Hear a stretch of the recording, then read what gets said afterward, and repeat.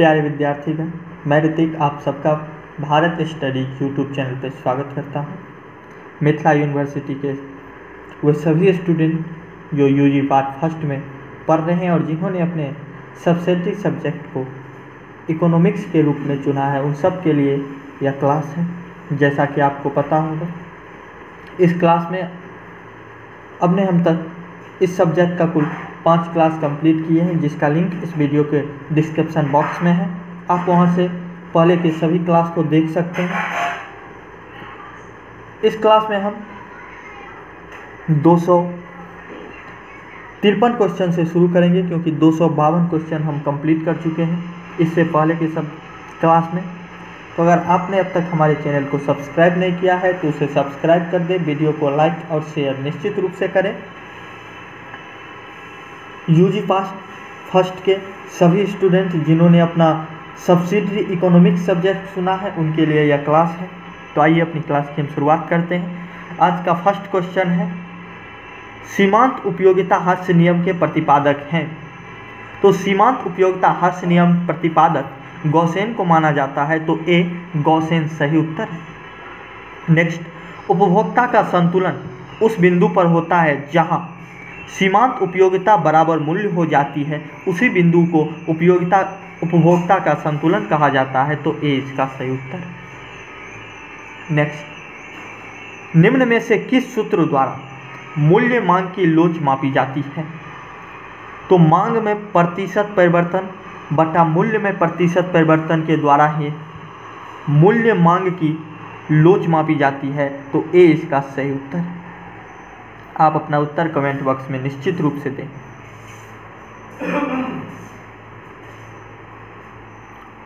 सीमांत उपयोगिता कैसे निकालते हैं?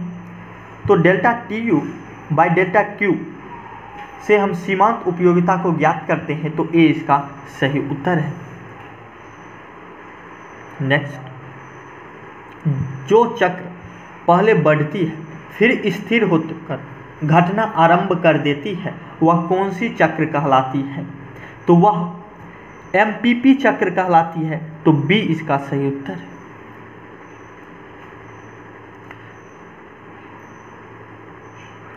वस्तु की उस मात्रा को क्या कहते हैं जिसे विक्रेता निश्चित समय, बाजार तथा कीमत पर बेचने के लिए तैयार हो?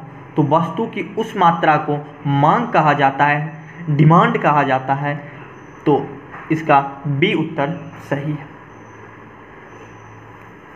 आइए हम अपने नेक्स्ट की ओर बढ़ते हैं। नेक्स्ट क्वेश्चन है,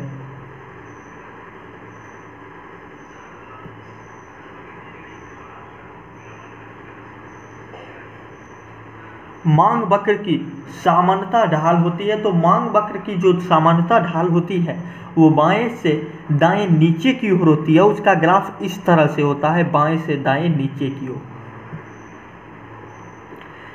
MPC plus MPS equal to, तो MPC plus MPS equal to 1 होता है, तो सी इसका सही उत्तर है। उदासीनता वक्र विश्लेषण का प्रतिपादन किसके द्वारा किया गया है? तो उदासीनता वक्र विश्लेषण का प्रतिपादन हिग्स के द्वारा किया गया है, तो सी इसका सही उत्तर है। उदासीनता वक्र की ढाल होती है, तो बाएं से दाएं की ओर उदासीनता वक्र की ढाल बाएं से दाएं की ओर होती है, बी इसका सही उत्तर है। उपभोक्ता के बचत के सिद्धांत का प्रतिपादन किसने किया? तो उपभोक्ता के बचत का जो सिद्धांत है वो मार्शल के द्वारा दिया गया है, तो ए इसका सही उत्तर है, मार्शल। अधिकतम सामाजिक कल्याण की प्राप्ति तब होती है जब सीमांत त्याग छोटा हो सीमांत लाभ से, तो सी इसका सही उत्तर है। निम्नलिखित में से कौन घटक मांग की लोच को प्रभावित करते हैं? वस्तु की प्रकृति, आय स्तर, कीमत स्तर, इनमें से सभी। तो ये सभी के सभी घटक ही मांग की लोच को प्रभावित करते हैं, तो डी इसका सही उत्तर है। नेक्स्ट, विभिन्न पदार्थों के लिए कीमत मांग की लोच होती है। ऋणात्मक, धनात्मक, शून्य, इनमें से कोई नहीं। तो गिफिन पदार्थों के लिए जो कीमत मांग की लोच होती है वह सदा ही धनात्मक होती है, तो ए इसका सही उत्तर है। उदासीनता वक्र होता है मूल बिंदु की ओर उन्नतोदर, मूल बिंदु की ओर अवनतोदर, ए और बी दोनों, इनमें से कोई नहीं। तो उदासीनता वक्र होता है मूल बिंदु की ओर उन्नतोदर, तो ए इसका सही उत्तर है। मांग का नियम है गुणात्मक कथन, मात्रात्मक कथन, ए और बी दोनों, इनमें से कोई नहीं। तो मांग का जो नियम है वो मात्रात्मक कथन है, तो बी इसका सही उत्तर है। नेक्स्ट,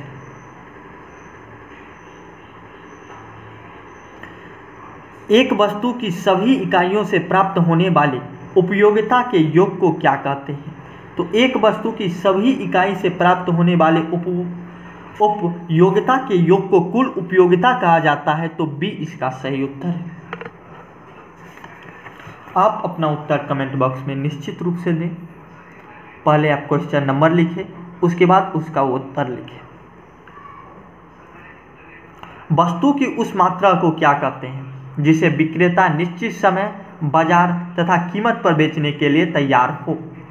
वस्तु की उस मात्रा को मांग कहा जाता है, डिमांड कहा जाता है, परचेज कहा जाता है, तो सी इसका सही उत्तर है। निम्न में कौन सा कथन सही है? मनुष्य की आवश्यकताएं अनंत होती हैं, आवश्यकताओं की तुलना में साधन सीमित होते हैं, दुर्लभता की समस्या चैन को जन्म देती है, और इनमें से सभी, तो ये सभी के सभी कथन ही सत्य हैं, तो डी इसका सही उत्तर है।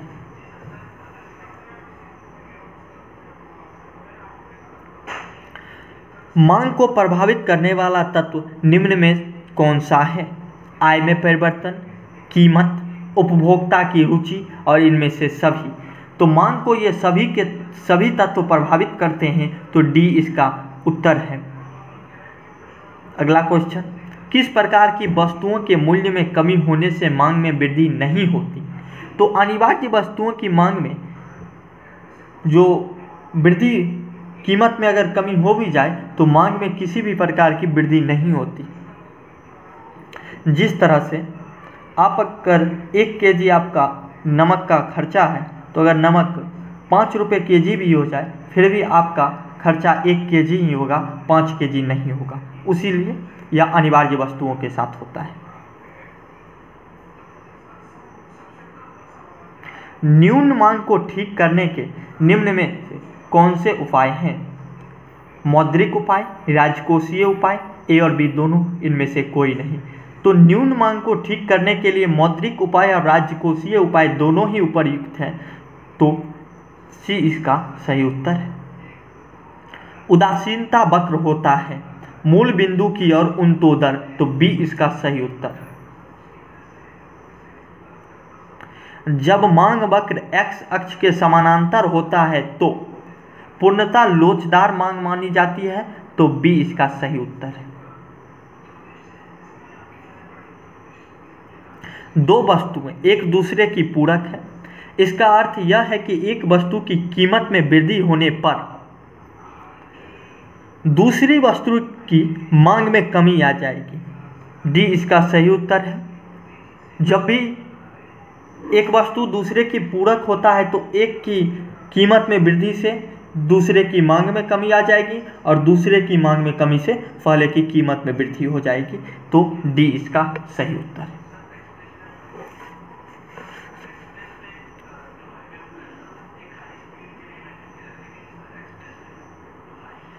वस्तु की कीमत में कमी होने पर उसकी अधिक मात्रा खरीदी जाएगी, क्योंकि उपभोक्ता उस वस्तु का अन्य वस्तु से प्रतिस्थापन करेगा और अधिक संख्या में उपभोक्ता वस्तु की मांग करेंगे। कम कीमत में उपभोक्ता वस्तु की अधिक मात्रा खरीदेंगे। ऊपर दी गई सभी बातें, तो ये तीनों के तीनों ही बातें सत्य हैं, तो डी इसका सही उत्तर है। जब किसी वस्तु की कीमत में कमी होने पर कुल व्यय की मात्रा बढ़ती है या कीमत में वृद्धि होने पर से कुल व्यय की मात्रा घटती है, तो ऐसे वस्तु की मांग की लोच इकाई से अधिक लोचदार होती है, तो ए इसका सही उत्तर है।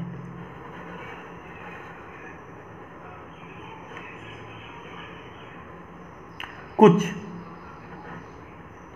घटिया वस्तुओं की कीमतें गिरने पर प्रायः उनकी मांग बढ़ने की बजाय घटती है। इसका कारण है गिफिन जो अपना विरोधाभास दिया था वही है गिफिन का जो विरोधाभास होता है। तो बी इसका सही उत्तर है। जब किसी वस्तु के मूल्य में परिवर्तन होने पर कुल व्यय स्थिर रहता है तो मांग की लोच इकाई के बराबर कही जाती है। सी इसका सही उत्तर है।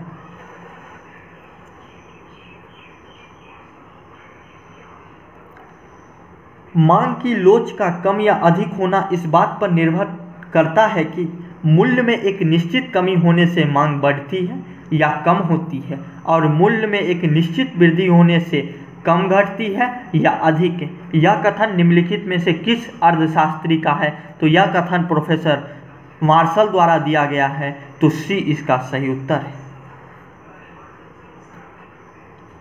वस्तु की कीमत और मांग के मध्य विपरीत संबंध का कारण है सीमांत उपयोगिता ह्रास नियम, आय प्रभाव, प्रतिस्थापन प्रभाव और उपर्युक्त सभी। तो ये सभी के सभी ही इसके संबंध के कारण हैं। तो डी इसका सही उत्तर है। पूर्ण प्रतियोगिता के अंतर्गत एक फर्म के लिए मांग वक्र है पूर्णता लोचदार। तो ए इसका सही उत्तर है। नेक्स्ट, यदि वस्तु ऐसी है कि इसके उपयोग को भविष्य के लिए स्थगित किया जा सके तो उसकी मांग की लोच अधिक लोचदार होगी। ए इसका सही उत्तर है। प्रायः विलासिता की वस्तुओं के प्रयोग से हमारी कार्य क्षमता घटती है, अतः इन वस्तुओं की कीमत में परिवर्तन होने पर उनकी मांग पर अनुपात से अधिक प्रभाव पड़ता है। तो ए इसका सही उत्तर है।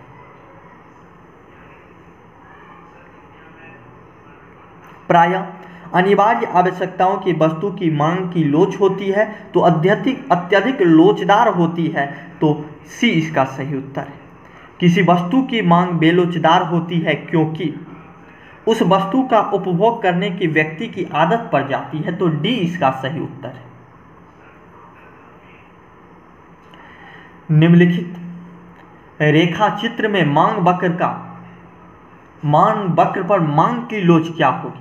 तो यह जो पिक्चर दिया गया है इसमें मांग वक्र पर मांग की लोच क्या होगी? तो इस पिक्चर के अनुसार मांग वक्र पर मांग की लोच पूर्णतः लोचदार होगी। तो बी इसका सही उत्तर है। निम्नलिखित कथनों में कौन सा कथन सत्य है? जिन वस्तुओं का उपभोग कुछ समय के लिए टाला जा सकता है उनकी मांग बेलोचदार होती है। जिन वस्तुओं के बदले में अन्य वस्तु उपयोग की जा सकती है उनकी मांग बेलोचदार होती है और विलासिता की वस्तुओं की मांग अधिक लोचदार होती है।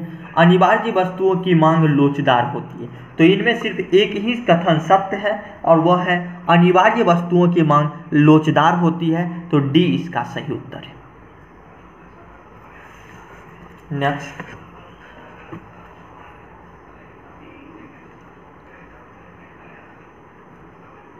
निम्नलिखित में से किस प्रकार की वस्तु पर कर लगाकर सरकार अपनी आय में सुगमता से वृद्धि कर सकती है? तो सरकार अपनी आय में अनिवार्य जो वस्तुएं होती है, जिस वस्तु की मांग बेलोचदार होती है, उस पर कर लगा के अपनी कर को सुगमता से वृद्धि कर सकती है। तो ए इसका सही उत्तर है। यदि चीनी की कीमत में 10% की वृद्धि हो जाने से उसकी मांग की मात्रा में 40% की कमी हो जाती है तो इस प्रकार की स्थिति में मांग की लोच होगी। तो इस प्रकार की स्थिति में मांग की लोच 4 होगी। आपको मान निकालने को बोला गया था। तो बी इसका सही उत्तर है। यदि मांग की लोच डेल्टा क्यू बटा delta P multiply P by Q है तथा डेल्टा पी 0 है तो मांग की लोच होगी। इस स्थिति में मांग की लोच अनंत होगी। तो बी इसका सही उत्तर है। आप इसे स्वयं ज्ञात करके भी देख सकते हैं। एक मांग वक्र के विभिन्न बिंदुओं पर मांग की लोच भिन्न भिन्न होती है, तो बी इसका सही उत्तर है। अर्थशास्त्र में मांग शब्द से तात्पर्य है एक निश्चित कीमत पर वस्तु की उपभोग की जाने वाली मात्रा से, तो बी इसका सही उत्तर है। एक निश्चित टाइम होना चाहिए और उस टाइम पीरियड में जो वस्तु को उपभोग किया गया है वो कितनी मात्रा में किया गया है उसी को मांग कहते हैं, तो बी इसका सही उत्तर है। जब किसी वस्तु के मूल्य में कमी हो जाती है तथा अन्य वस्तुओं के मूल्य स्थिर रहते हैं, तो उपभोक्ता उस वस्तु का अन्य वस्तु की अपेक्षा अधिक उपभोग करता है, क्योंकि वह अब अन्य वस्तुओं की तुलना में सस्ती हो जाती है। इस प्रवृत्ति को क्या कहा जाता है? तो इस प्रवृत्ति को प्रतिस्थापन प्रभाव कहा जाता है, एक के बदले में दूसरा, तो ए इसका सही उत्तर है। वे वस्तुएं जिनकी मांग पर अन्य वस्तुओं में होने वाले परिवर्तनों से अनुकूल प्रभाव पड़ता है किस श्रेणी में आते हैं? तो ऐसे वस्तुएं अस्थापन्य की श्रेणी में आते हैं, बी इसका सही उत्तर है। अस्थापन्य वस्तुएं कहलाते हैं।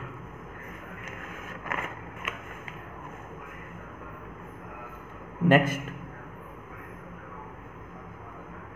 वे वस्तुएं जिनकी मांग किसी अन्य वस्तु की कीमत बढ़ने पर कम हो जाती है किस श्रेणी में आती है? तो जिसकी मांग अन्य वस्तु की कीमत बढ़ने पर कम हो जाती है वह अस्थापन्य वस्तुओं की श्रेणी में आते हैं, हमने अभी पढ़ा। मांग के विस्तार के अंतर्गत हम मांगी गई मात्रा में उस वृद्धि को सम्मिलित करते हैं जो कीमत में कमी के कारण होती है, तो ए इसका सही उत्तर। मांग की लोच का मान होता है, मांग की लोच का मान शून्य होता है, तो सी इसका सही उत्तर है। किसी वस्तु में मानवीय आवश्यकताओं की पूर्ति की क्षमता को कहते हैं, उपयोगिता कहा जाता है, तो सी इसका सही उत्तर है। यदि किसी वस्तु की कीमत में 60% की वृद्धि तथा पूर्ति में 5% की वृद्धि हो तो ऐसी वस्तु की पूर्ति होती है, बेलोचदार ऐसी वस्तु की पूर्ति होती है, तो बी इसका सही उत्तर है। एक खुली अर्थव्यवस्था में सामूहिक मांग के संगठक कौन है? तो एक खुली अर्थव्यवस्था में सामूहिक मांग के संगठक उपभोग प्लस निवेश प्लस सरकारी व्यय प्लस शुद्ध निर्यात, इन सब का योग होता है, तो डी इसका सही उत्तर है। अत्यधिक मांग होने के निम्न में से कारण है सार्वजनिक व्यय में वृद्धि, मुद्रा की पूर्ति में वृद्धि, करों में कमी, उपर्युक्त सभी, तो उपर्युक्त सभी डी इसका सही उत्तर है। अतिरिक्त मांग उत्पन्न होने के कारण कौन है? सार्वजनिक व्यय में वृद्धि, मुद्रा की पूर्ति में वृद्धि, करों में कमी, उपर्युक्त सभी, तो उपर्युक्त सभी। और आज की क्लास का लास्ट क्वेश्चन, किसी वस्तु की मांग उस वस्तु के मूल्य पर निर्भर करती है, अन्य वस्तुओं के मूल्य पर निर्भर करती है, उपभोक्ता के आय पर निर्भर करती है, इनमें से सभी पर निर्भर करती है, तो इन तीनों पर ही निर्भर करती है, तो डी इसका सही उत्तर है। इस तरह से इस क्लास में हमने कुल 50+ क्वेश्चन को कवर किए हैं। आपको क्लास कैसा लगे ये हमें निश्चित रूप से बताइएगा। वीडियो को लाइक शेयर और चैनल को सब्सक्राइब निश्चित रूप से कर दें। साथ ही साथ अगर इससे पहले कि आपको क्लास देखना है तो उसका लिंक इस वीडियो के डिस्क्रिप्शन बॉक्स में है, आप वहां से उस सभी क्लासों को देख सकते हैं। अगर आप हमारे टेलीग्राम ग्रुप या और भी किसी सोशल अकाउंट से जुड़ना चाहते हैं तो उस सब का लिंक भी इस वीडियो के डिस्क्रिप्शन बॉक्स में है, आप वहां से उन सभी ग्रुपों में जुड़ सकते हैं। तो पढ़ाई करते रहिए, अपना ख्याल रखें, टेक केयर, गुड बाय।